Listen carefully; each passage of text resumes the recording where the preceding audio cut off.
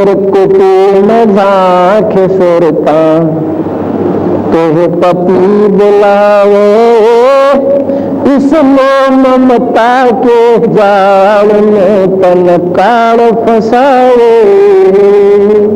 सुरकुटी में झांक सुरता तो पपी बुलाओ, इस मोह ममता के जाल में तन काल फसाए।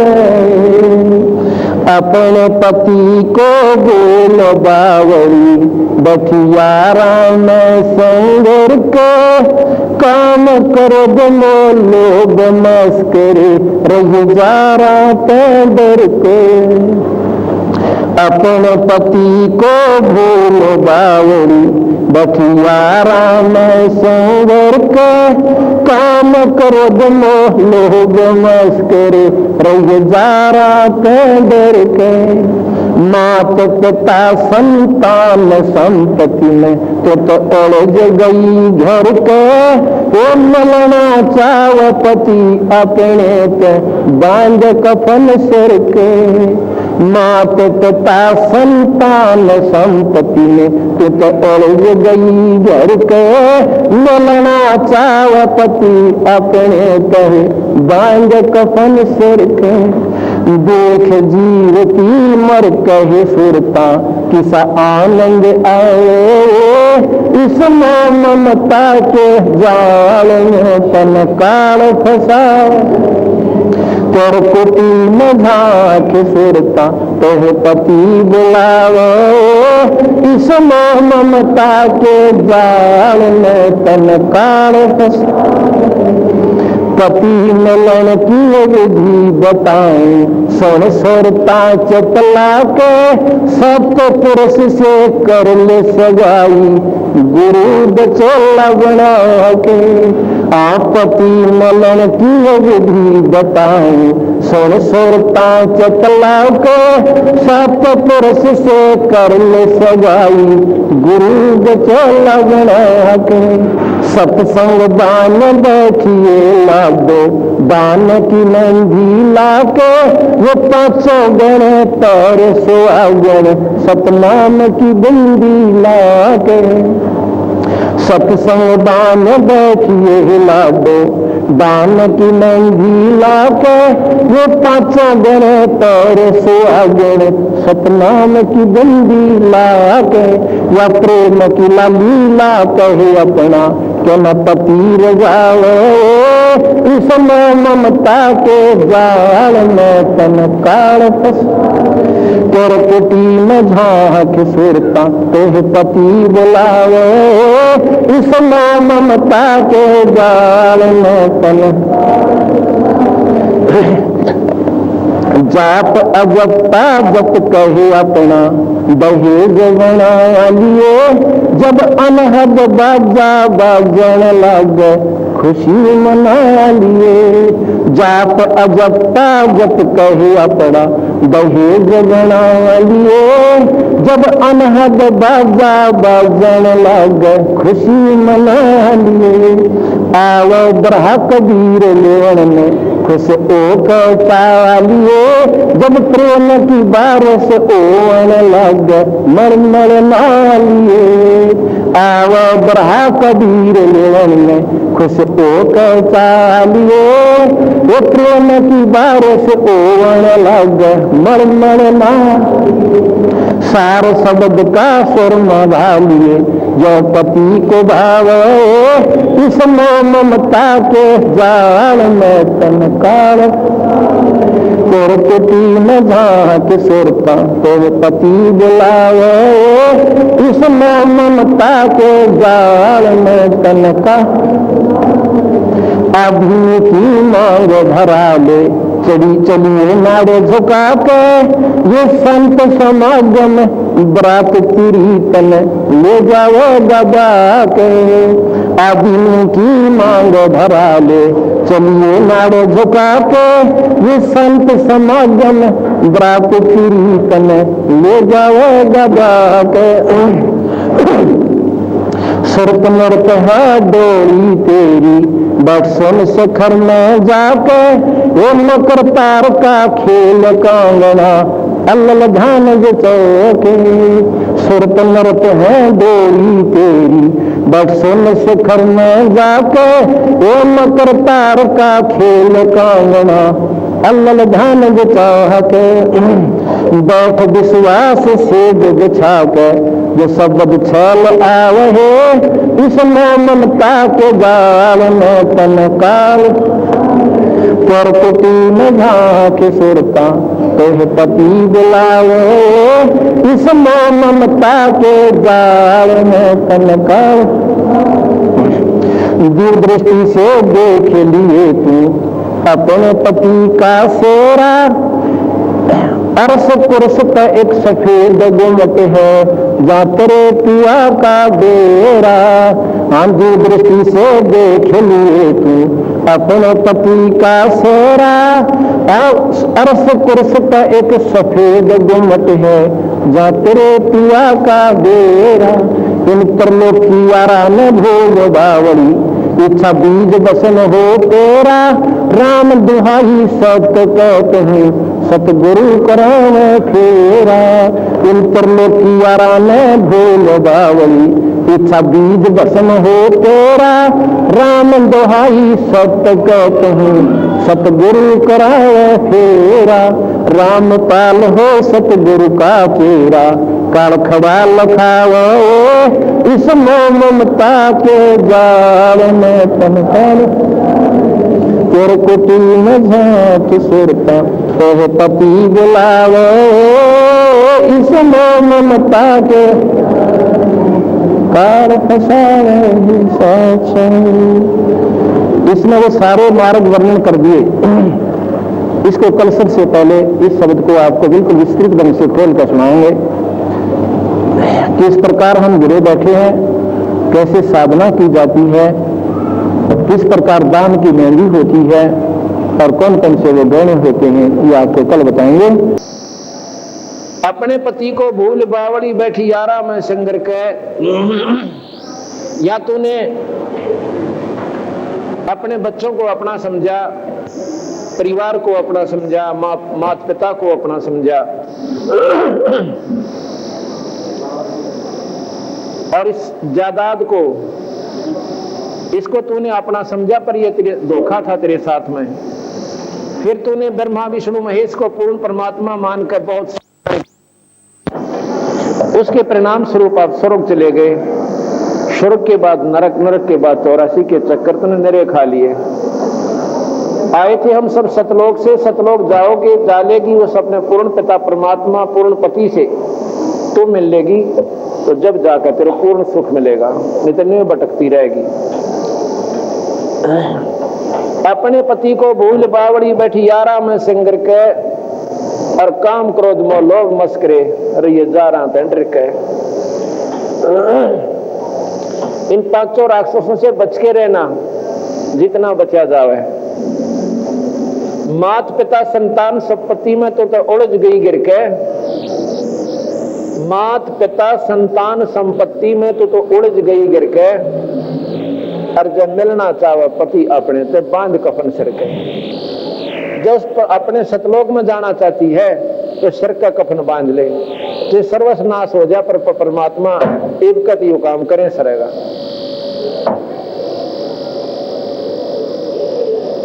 देख जीवती मर के सुरता किसा आनंद आवा, ये जीवित कैसे मरना होता है। मन चाहता है बीड़ी पीने को, मन चाहता है शराब पीने को, मन चाहता सिनेमा देखने, और मन चाहता गंदे व्यसन करने को। तो इन ते रोक ले इस मन ने।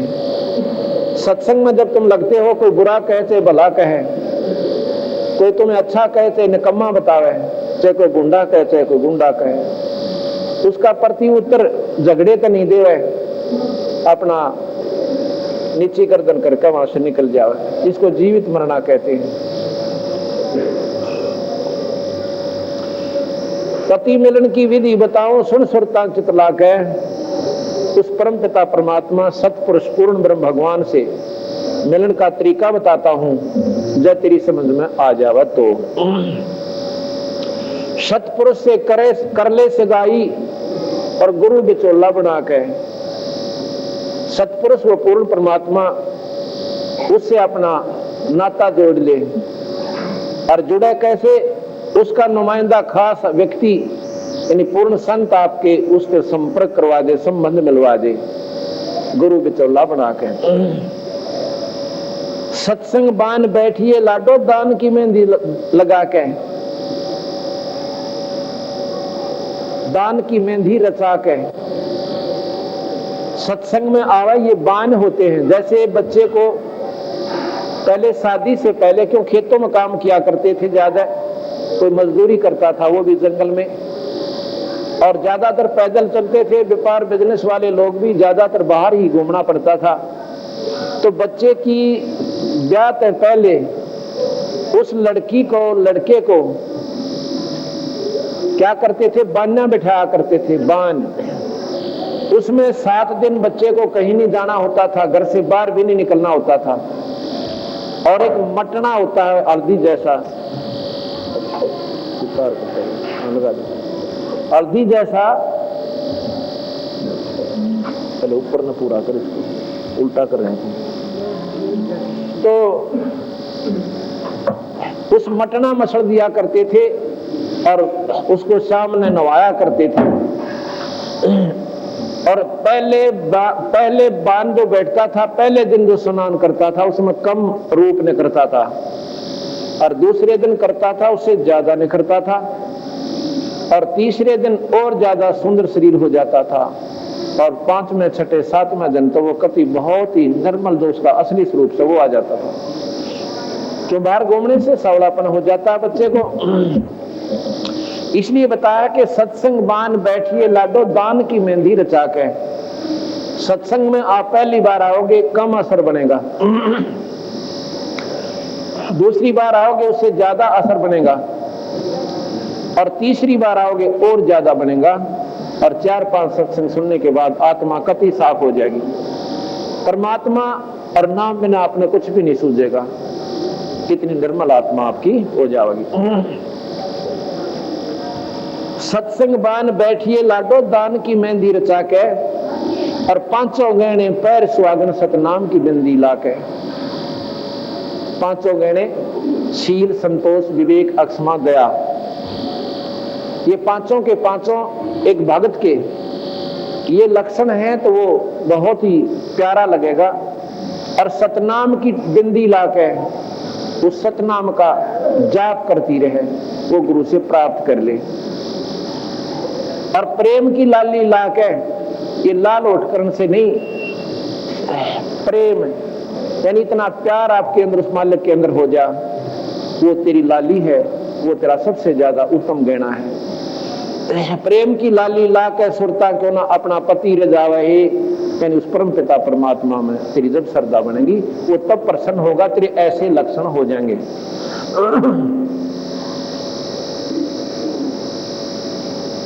आगे बताते हैं, जाप अजप्पा जप के अपना दहेज बना लिए,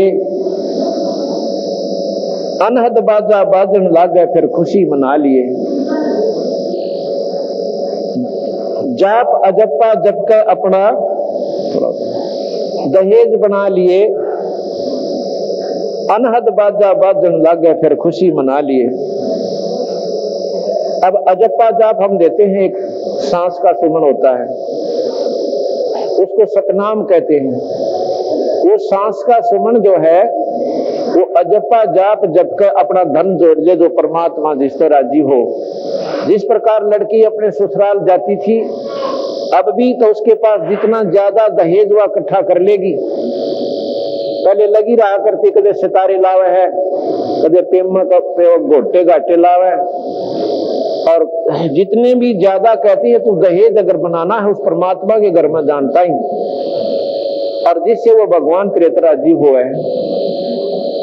ये सांस का सुमन अजप्पा जाप, इसका नाम जोड़ ले, इसकी कमाई इकट्ठी कर ले, और जिसने देखा वो मालिक तेरे तो प्रसन्न होगा। गरीबदास जी महाराज कहते हैं, जैसे मधु की माखी न मधुआ भोग रे, ये छार दमे मोमाई लूट ले लोग रे। जैसे शहद की मक्खी होती है, वह धन जोड़ती रहती है अपना जो शहद, मधु को बनाती रहती है और इतना जोड़ देती है कि वो आखिर में नीचे टपकन लग जाता है।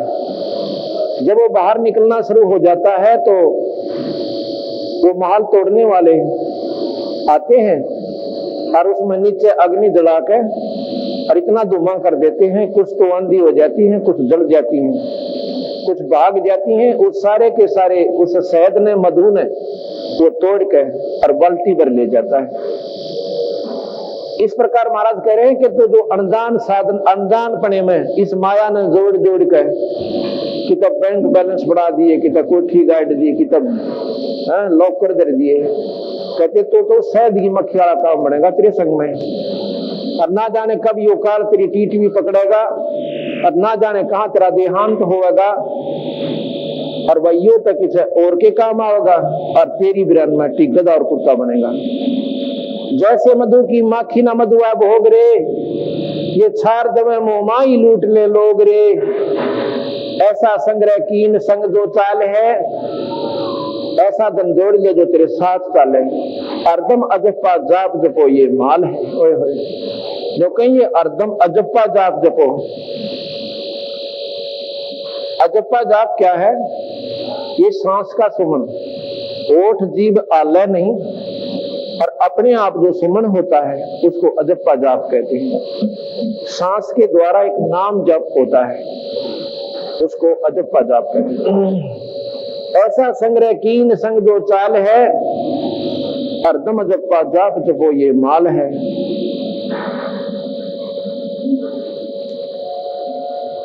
इसको चलाओ। अर्दम अजप्पा जाप जपो यो माल, ये धन है तेरा।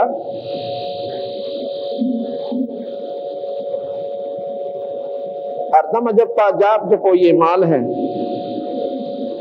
जाप अजप्पा जप के अपना दहेज बना लिए, अनहद बाजा बाजन लागे फिर खुशी बना लिए। सांस के अपना जो अजप्पा जाप जपते हैं, इसके प्रभाव से क्या होगा?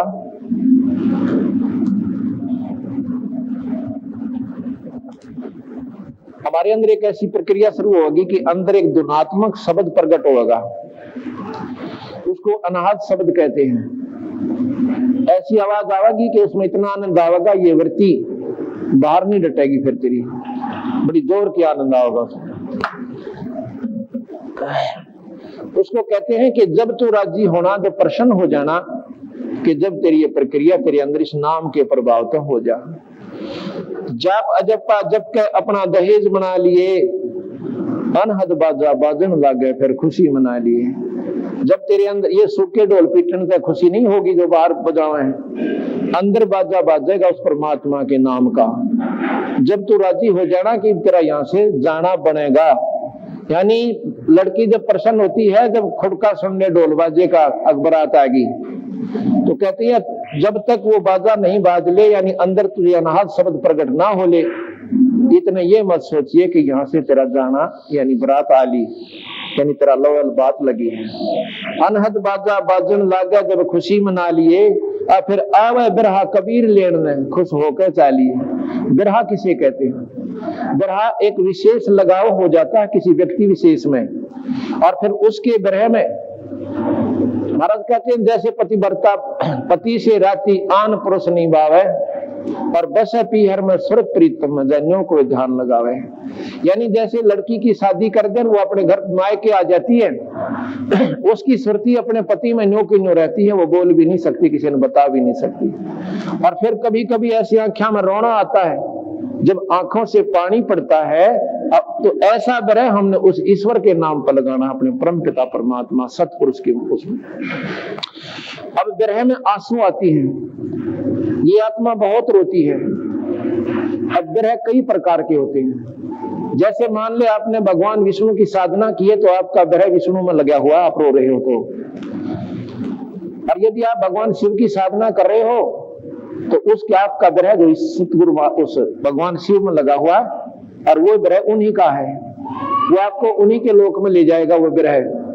और ऐसी स्थिति जब तक जीव की नहीं होती, वो रोता नहीं मालिक के नाम पे, इतने कितना है तो तप कर लो और कितना है पुण्य कर लो और कितनी अन्य साधना कर लो, जीव छुटकारा नहीं होता।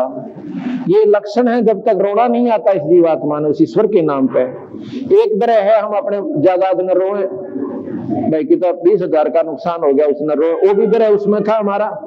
तो अब जब हम सतगुरु महाराज कबीर साहब की हम भक्ति करते हैं तो नौका बंदी छोड़ कि अब तेरे अंदर जो बरे आवेगा वो बंदी छोड़ भगवान कबीर साहब का होगा, और वो स्वयं उस बरे के साथ साथ आपको या तो गुरु रूप में दर्शन देंगे या अपने स्वरूप में दर्शन देंगे, और फिर आपकी और बरे ज्यादा बढ़ेगी उनको देख कर, इतनी हो जाएगी कि दुनिया पागल कहने लग जाएगी।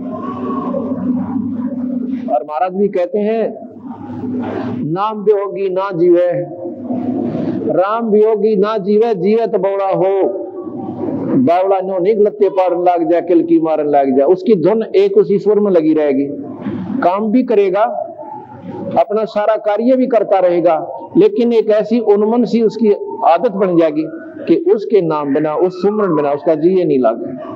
इसको बावड़ा कहते हैं। दुनिया नो कहेगी तू बात भी नहीं करता, तू हंसता बोलता भी को ना, तो उसने फिर ना तो हंसना सुहावे और ना बोलना सुहावे। जैसे नानक साहब से एक भक्त आकर कहने लगा कि नानक जी अकाम भैया कि आप तो फक्र एक फकीर हुए, एक संत हो गए, और आप भी ऐसे रहते हो जैसे गृहस्थियों से भी बुरी तरह आपकी मायूसी नहीं जाती मुंह पर तय। बंदी छोड़ कहने लगे, तो नानक जी कहने लगे भाई क्या बताऊं, यहाँ पर मैं मायूस क्यों हूं, क्योंकि ये गंदा लोक है, ये काल का लोक है, और इस काल के लोक में ना बेरा किस समय किस जीव की गेला के बिजली पड़ जा, के कहानी बन जा। तो कहते हैं कि ना जाने काल के कर डारे, किस्मत ढल जा पासावे, और जिन्हां ते सिर ते मौत खुड़क दी उन्हां केड़ा हासावे। ओए होए, नानक जी कहते हैं कि ना मेरा सांस का किस में यहाँ से जाना हो जा, और यहाँ खुशी मनाओ किस चीज की। तो फिर आगे कहते हैं महाराज जी फिर तो आप तो मर जाओगे ऐसे चलते रहे तो, क्या आप कभी खुश नहीं होते? अगोया करो, खुश भी होते हैं भाई हम। कब होते हो? कि जब हमारे ऐसे संत समागम होते हैं, हमारे जो भक्तजन आते हैं ना, ये साधुजन, और हमारे घरों में जब ऐसे सब समागम होते हैं, उस दिन मैं फूला नहीं समाता, उस दिन मुझे खुशी होती है। साध मिले साड़ी शादी होंगी, बिछड़ जाए दिलगीरी वे, अखदे नानक सुनो जिहाना मुश्किल हाल फकीरी वे। वो कहते हैं कि भाई जब हमारे प्यारी आत्मा आती है ना सत्संग के अंदर, उस दिन मैं घना खुश होता हूँ, इतना खुश होता हूँ कि मैं फूला नहीं समाता। और जब वो चले जाते हैं तो उसमें मेरा जो है वो फिर मायूसी छा जाती है, मेरा दिल नहीं लगता कई दिन ताई, आत्मा रो रो कर उन दिनों को याद करती रहती है। शाद मिले सड़ शादी होंदी, विछड़ जा दिलगीरी वे, अखदे नानक सुनो जहाना ये मुश्किल हाल फकीरी वे। आवे बिरहा कबीर लेन ने तब खुश होकर चालिए, और प्रेम की बारिश ओहन लगा जब मलमल ना लिए।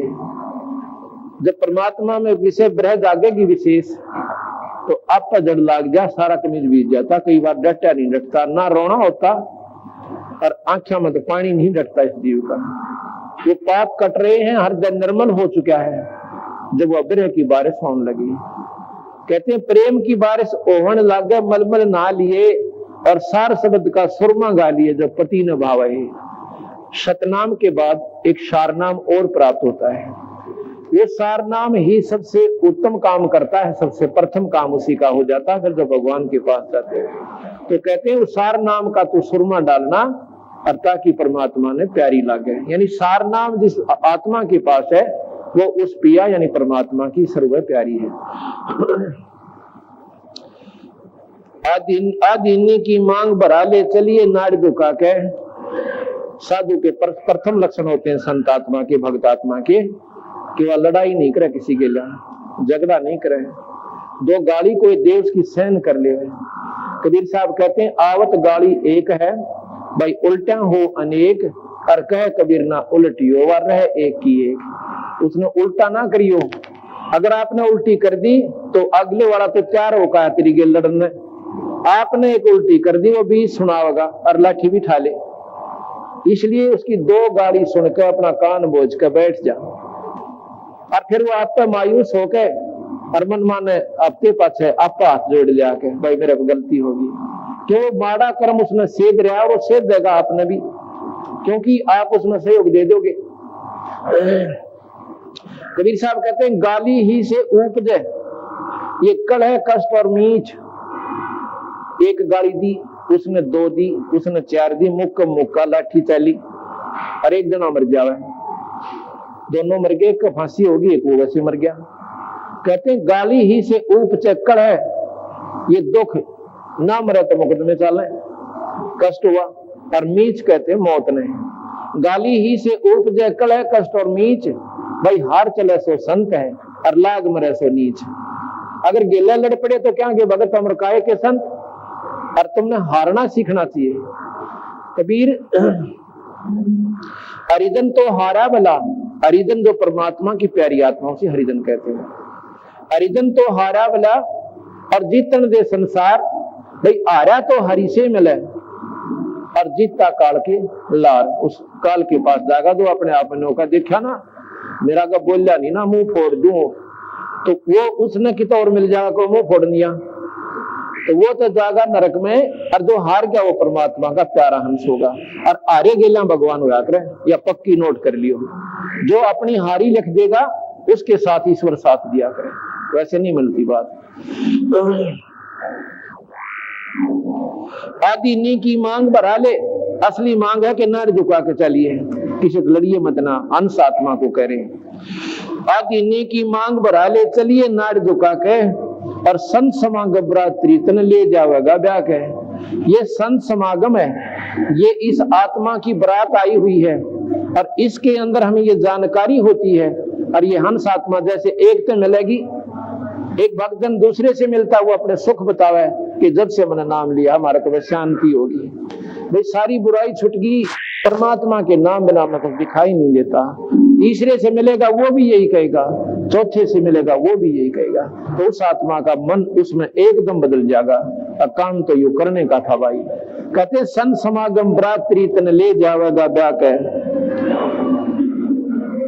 अब जब यहां से ऊपर जावांगे ना, सुरत नृत है डोरी तेरी बट सुन शिखर में जाके। ये सुरत और नृत इस नाम के प्रभाव से, सुमरन की कमाई के दबाव से, ये सुरत और नृत हमारी है। सुरत नृत एक सूक्ष्म चाल होती है अंदर, जो समाधि में हम चलते हैं। सुरत आगे चलती है और नृत्य उसके साथ साथ रहती है, और आत्मा उससे भी सूक्ष्म है जो दिखाई भी ना देती, उन्हीं में मिक्स होती है। सुरत का मतलब है कि हमारी सुरती की जैसे सामने कोई ये क्या चीज रखी है जो देखे तो वो नृत्य निरीक्षण करती है कि मेज दिखा है, सामने दिखाई देती है कोई वस्तु, सुरती पहले जाती है एकदम वो भलाखा सा लगे, और नृत्य उसका निरीक्षण करती है कि फलानी चीज है। तो ऐसे इनका आपस में मेल जाताल मेल है और ऊपर चल पड़ती है। कहते हैं ये तेरी डोली है, आत्मा तन ऊपर लेकर जाएंगी, और बैठ सुन शिखर में जाकर, जहां पर तेरे असली पति परमात्मा सतपुरुष का स्थान है, ये डोली तन वहां ले जाएंगी, और वहां अपने सुन शिखर में, शिखर के चोटी में, आखिरी सुन की चोटी में वहां पहुंच जाए। सुरत नृत्य डोरी तेरी बैठ सुन शिखर में जाके, और मकर तार का खेल कांगना अल्लल ध्यान दे जाके। अब कांगना खेलते ना, कहते हैं ये यहाँ का जो खेल है इसके कंपैरिजन कर रहे हैं, तुलना की है। ऊपर जब हम सुमरन में लगते हैं, अभी तो हमारी वृत्ति संसारिक कार्यों में फंसी हुई है। एक स्थिति ऐसी आएगी कि अपने आप ये सुरती अंदर न सरकन लगेगी, और जहां पर ये सुरती इस नाम के सहारा भी जहां खत्म हो जाता है, वहां पर बंदी छोड़ ऊपर से एक बहुत बारीक तार डालते हैं। एक सुरती का एक ऐसा जैसे रेलवे लाइन हुआ करे, ऐसा मतलब जैसे रेलवे लाइन पर फिर आपका चलने जाओ सुना कितना जाओ कहीं ले जाओ, इधर उधर नहीं जा सकती। एक बिल्कुल मकड़ी के तार कैसी डोरी ऊपर से मालिक देगा इस अपनी आत्मा को, सतपुरुष कहते हैं उसके सहारे, और फिर ये ऐसी चिपक जाएगी जैसे रेल पटड़ी पर खखा उठा दिया करे।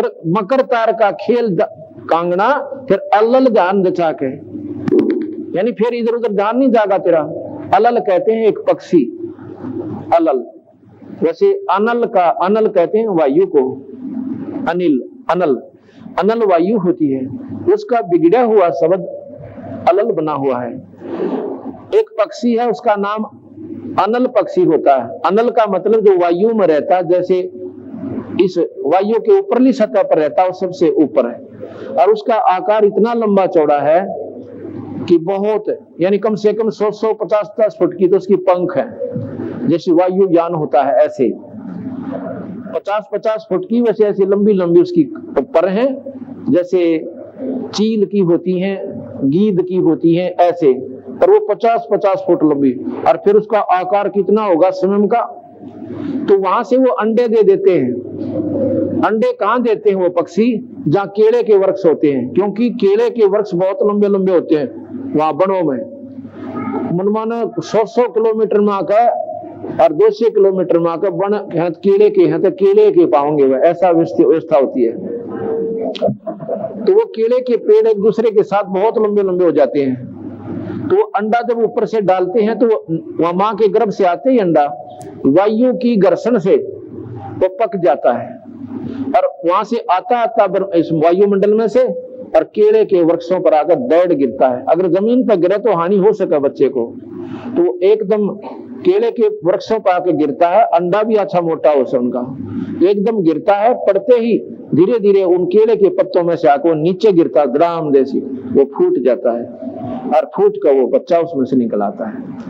और क्या होता है कि केले के पेड़ों में, बड़ों में हाथी ज्यादा होते हैं, क्योंकि उनका चारा विशेष केला होता है।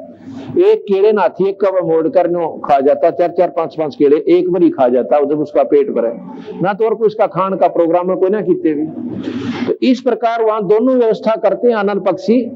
फिर वो पक्षी जो उसका बच्चा आ गया ना चीकला, वो चीकला अलल पक्षी का वहीं पर पक्षियों में घूमता है, फिरता है और खाना खाता है और अपनी तैयारी करता है, उड़ना सीखता है, काफी दूर तक उड़ जाता है, फिर आ जाता है, आकाश में उड़ जाता है, फिर आ जाता है, और उनके साथी पक्षियों में रहता है। पर उसका वृत्ति अपने माता पिता तक नहीं हटती। वो ये सोचता है कि मेरा ये घर को ना यहाँ मेरा परिवार है, ये तो मेरे टेम्परेरी साथी हैं, अस्थायी। जो यहाँ पर पक्षी हैं जितने भी, इनके साथ प्रेम तो हो जाता है, 10 दिन इकट्ठे रह लो किसी के संग में, वो उनके साथ बैठे है, व्यवहार ठीक करता है, लेकिन उसके मन में ये नहीं रहता कि ये मेरे साथी हैं। उसकी अपनी सुरती एक तक वहां अपने माता पिता से नहीं छूटती कि मेरा परिवार तो ऊपर है, यहाँ मेरा परिवार है नहीं। इसलिए अलल पक्षी का बच्चा जो है वहां बच्चा में रह से इधर उधर घूमता भी रहता है, पर उसकी अपनी सुरती अपने माता पिता तक नहीं हटती। उसका एक टक ध्यान उसी में लगा रहता, हरदम एक पल भी दूर नहीं होता। जैसे यहाँ बैठा है, मेरी वो सुरती रहेगी मेरा घर तो वहां पर है। जैसे विदेश में कोई व्यक्ति चला जा और वहां उसके दोस्त भी होते हैं, उनके साथ बैठता उठता भी है, खाना पीना भी करे से, लेकिन उसके अपना बच्चा मत करती, 1 मिनट नहीं हटती है। इसको अलल ध्यान कहते हैं कि अलल पक्षी का बच्चा जो अपने माता पिता में ध्यान लगाता है, इस प्रकार आपने फिर उस आत्मा को कह रहे हैं कि मकर तार का सारा पकड़ के फिर इधर उधर मत ना देखिए, ना स्वर्ग का नहीं जाकिए और ना ही किसी ब्रह्मलोक में डटिए, सीधी अपने सतलोक में जाकर डटना, वहां भी तेरे साथ धोखा हो सकता है।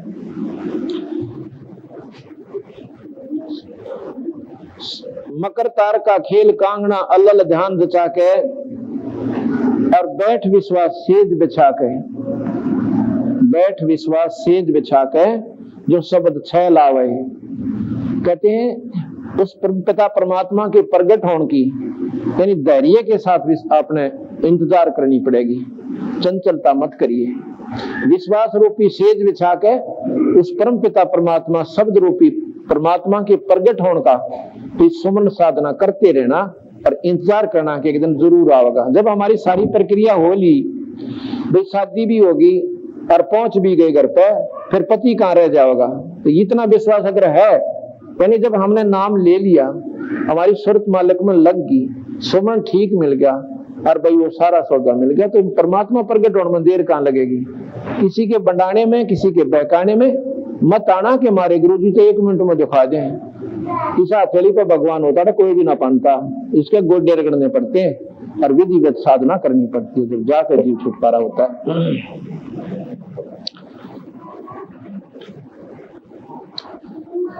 अब जो हमने आपको नाम सुमन दे रखे, इनसे क्या होगा आपको कि आपकी दिव्य दृष्टि बनेगी। दिव्य दृष्टि से ही ऊपर जाया जाता है, दिखाई देती है। दिव्य दृष्टि की कुछ रेंज होती है। जैसे महाभारत के समय संजय को व्यास जी ने दिव्य दृष्टि दी थी, उसकी दिव्य दृष्टि खुल गई थी, लेकिन वो कुरुक्षेत्र में आगे की बात नहीं जान देख सका था। उसकी उस दूरबीन की इतनी ही रेंज दी थी उसकी कि वो कुरुक्षेत्र पे लेकर दिल्ली ताई में वो ही सिर्फ उसी के वो बता सका था, उससे और उसने फालतू बेरा नहीं था। इसी प्रकार अन्य जो साधक साधना करते हैं भगवान विष्णु की, तो विष्णु तो की रेंज है उनकी दिव्य दृष्टि की, आगे वो कुछ नहीं देख सकते। जिस प्रकार भगवान शिव की कोई साधना करता है, उस मंत्र से उन संतों की दिव्य दृष्टि खुल जाती, यहाँ बैठे शिव के लोग को देख सकते हैं, तो उनकी उतनी ही रेंज है। और जब पंदी छोड़ भगवान के नाम से जो हमने दे रखा है सतनाम, इससे आपकी दिव्य दृष्टि खुलेगी, वो सतलोक भी देखेगी। और फिर जो जिसकी दूर की ज्यादा रेंज है, वो नीचे के तो कितने देख लो तो और आसान दिखाई देते। दिव्य दृष्टि से देख लिए तो अपने पति का सेरा उस परम पिता परमात्मा के तो दर्शन करना। फिर और सुन शिखर पर एक सफेद महल है, सुन शिखर सभी सुनों को पार करके, और उसकी चोटी पे वो सतलोक है। सुन शिखर में एक सफेद महल है, जो तेरे पिया का डेरा, इन त्रिलोकी यारा न भूल बावड़ी, इच्छा बीज बसम हो तेरा। इन छोटी साधना न कति त्याग दे और तेरी इच्छा जो है ये खत्म हो जाएगी। जब तक इच्छा आप में रहती है यहीं की, कदे स्वर्ग में रहेगी और कदे महात्मा सद बन की होगी, और कभी आप में बच्चा की होगी, कभी जायदाद इकट्ठी करण की होगी। बंदी छोड़ कहते हैं मैं इच्छा के लिए तने छोड़ दो कौन गुंजाइश, धन चाहिएगा धन दूंगा, और तने भाई और कुछ चाहिएगी वो दूंगा, तेरा शरीर ठीक करूंगा। उसमें तो इच्छा रहित हो जाएगा, संसारिक मनोकामना आपकी कम हो जाए, कति खत्म हो जाएंगे। लेकिन इस मन के घोड़े ने ज्यादा मत दौड़ने देना। फिर ने सोचा को फैक्ट्री और ला लूं, वो भी मेरी कृपा होगी तो लान दूंगा अपने हंस ने, फिर मैं अपने ढंग का चलाऊंगा जिसको पार करना है। और जब माया मुड़ गया है और माया चाहिए तो माया ले लिए, खूब दे दूंगा। जैसे बगंदीश्वर भगवान ने अब्राहिम सुल्तानी अदम कैया ही रह गई थी मन में कि मेरे द्वारा धन होता तो मैं संतान की सेवा करता, मान्य कोई नहीं। इतना धन दे दिया बंदी छोड़ने कि उस पर ना उड़ा कोई ना, लेकिन फिर उसमें इतना लीन हो गया, भगवान भूल गया। तो महाराज कहते परमात्मा पाना चाहते हो तो इस माया की तरफ देखना भी मत ना, तन्ने जो चाहिएगी वस्तु आपको आपका आज्ञा पाओगी, तेरा काम नहीं अड़न दूंगा। जैसे आपने कल सुना था कि नरसी भगत की गाड़ी आकर समारी भगवान कृष्ण ने, क्योंकि ये 3 लोग के परमात्मा भी पूरा सुख दे सकते हैं कि संसारिक, लेकिन देंगे कर्म का, ये कर्म से ज्यादा नहीं दे सकते। और परमात्मा ने उसकी गाड़ी समारी, गढ़वाड़ा बनया, और भाई फिर उसका भात भरा और उंडी डाली। अब माया होती जब भी वो काम कर सका था वो, लेकिन रास्ते में गाड़ी ठीक माया तो नहीं हो सके थी। ये मान ले 50 किलोमीटर जा लिया, आगे पाछे 10 किलोमीटर को सौदा को ना, 2 टायर में पंचर हो गया, अब जा गाड़ी माया ने क्यों कर ले जा। परमात्मा साथ दे तो काम चले, तो हमने ईश्वर का आसरा ले लेंगे तो ये सारे काम हमारे ऐसे सरल लग जाएंगे। तो महाराज जी कहते हैं कि इस प्रकार तेरी साधना जब बन जाएगी तो फिर इच्छा तेरे में रहे नहीं, इच्छा रहोगी तो फिर वापस आओगे और स्मृत मंडल के जेरे में फिर पड़ जाओगे। इच्छा दासी जम की या काल की खास दूत है इच्छा। इच्छा दासी जम की या खड़ी रहे दरबार, और पाप पुण्य दो वीर हैं, और यह सत खसमी नार। गरीबदास जी महाराज कहते हैं कि पाप और पुण्य भी तेरे को यहीं उड़ाए रखेंगे, क्योंकि पाप पुण्य कर लिए स्वर्ग में भोगेगा और पाप बने नरक में भोगेगा, और भाई फिर लग 84 का पूरा गेड़ा। और ये इच्छा ही करवाती है पाप भी पुण्य भी। अब मन में संशय होगी तो फिर हमने पुण्य तो करने नहीं चाहिए क्योंकि भोगने पड़ेंगे। नहीं, पुण्य बिना जीव का निर्मलता नहीं रहेगी, आत्मा कठोर हो जाएगी जो धर्म नहीं करते। दया धर्म का मूल है और पाप मूल अभिमान, और तुलसी दया ना छोड़िए जब लगट में प्राण। और दया जब बनी रहेगी जब आपकी धर्म में वृत्ति रहेगी। दया जो है धर्म की जड़ से, और धर्म नहीं करोगे पुण्य नहीं करोगे तो आपकी आत्मा कठोर हो जाएगी, पत्थर हो जाएगी, आप में श्रद्धा नहीं रहेगी, सेवा की भाव नहीं रहेगी। लेकिन वो कहते हैं फिर मेरा काम से, जब मैं यहां से तेरा फैसला करूंगा, आपको यहां से निकालूंगा, तेरे पुण्य भी और तेरे पाप भी दोनों पर कलम मार दूंगा और सतलोक ले जाऊंगा। वहां ना पुण्य की हो सकता है ना पाप की हो सकता है। वहां जाने के बाद ये जीव उस परम पिता का पूरा आनंद प्राप्त करता है। इन त्रिलोकी यारा न भूल बावड़ी, इच्छा बीज बसम हो तेरा। राम दुहाई सत कह तू सतगुरु करावे फेरा। रामपाल हो सतगुरु का चेरा, काल खड़ा लखावे है, इस मोह ममता के जाल में तन काल फसावे है। इस प्रकार आपने ये सुना कि परमात्मा पाने के लिए हमने कि किस प्रकार विधि अपनानी चाहिए, ये आपको जानकारी होगी।